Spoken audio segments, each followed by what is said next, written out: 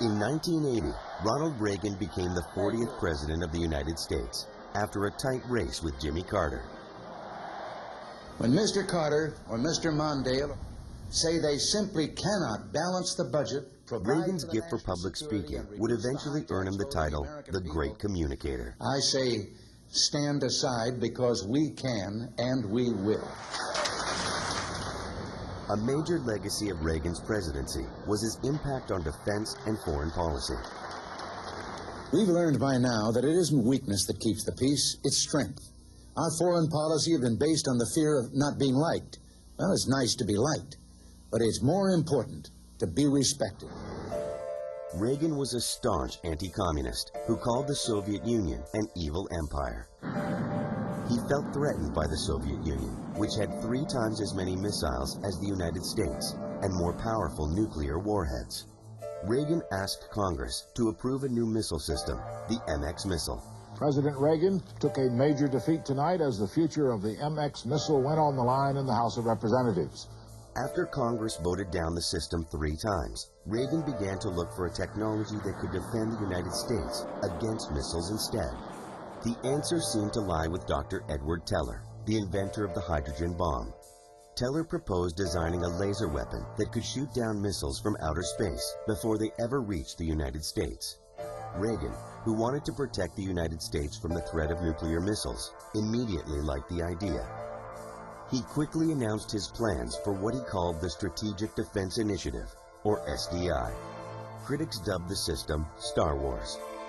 Soviet leaders worried about the possibility of the arms race continuing into space.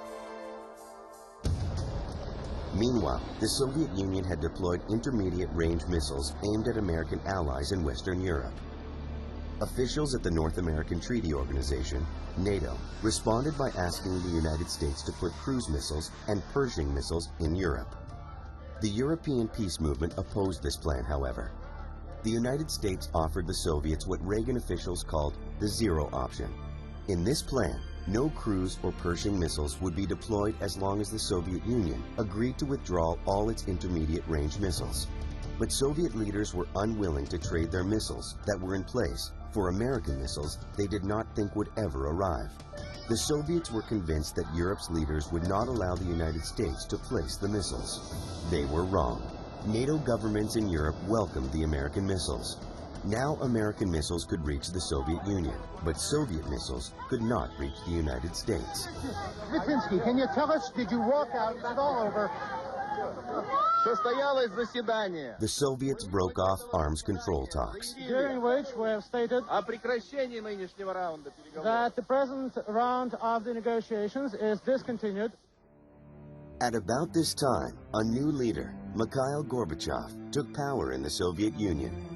Gorbachev promoted greater political openness in the Soviet Union and reforms aimed at improving the failing Soviet economy. 3 years had now passed since the idea of SDI was born. Despite billions of dollars of research, American scientists were no closer to bringing the defense system to life. However, the Soviet Union still feared the development of such a defense system and the strain that matching it would put on their economy.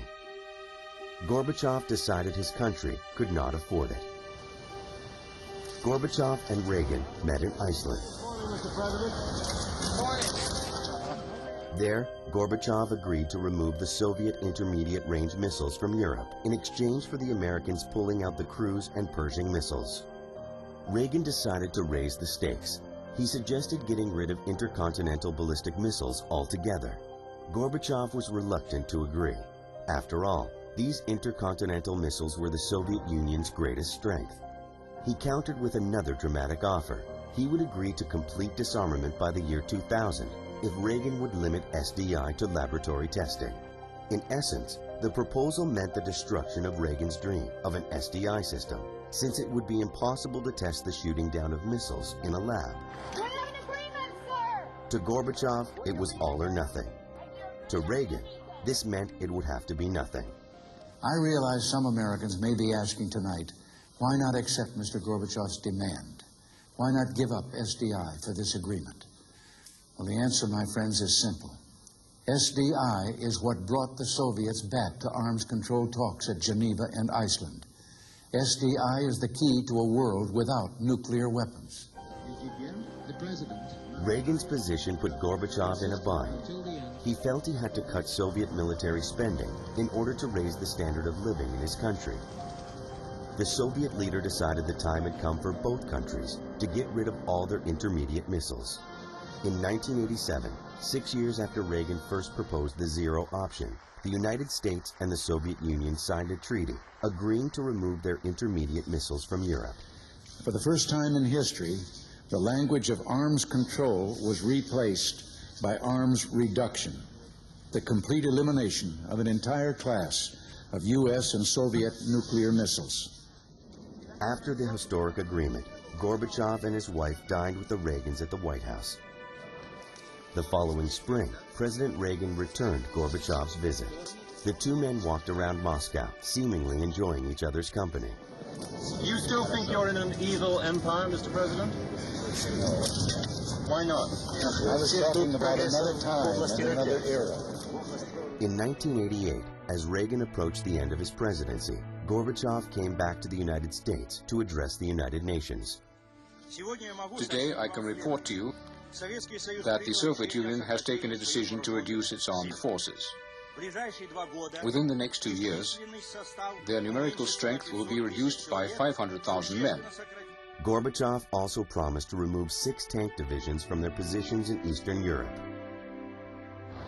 Soviet forces also left Afghanistan in 1988, after years of fighting against American-trained anti-communist guerrilla fighters. Reagan acknowledged Gorbachev's attempt to reform the Soviet Union, but challenged him to go further. He gave a spirited speech in the shadow of the Berlin Wall, which symbolically divided the communist and democratic worlds of Eastern and Western Europe. In that speech, Reagan urged Gorbachev to tear down that wall.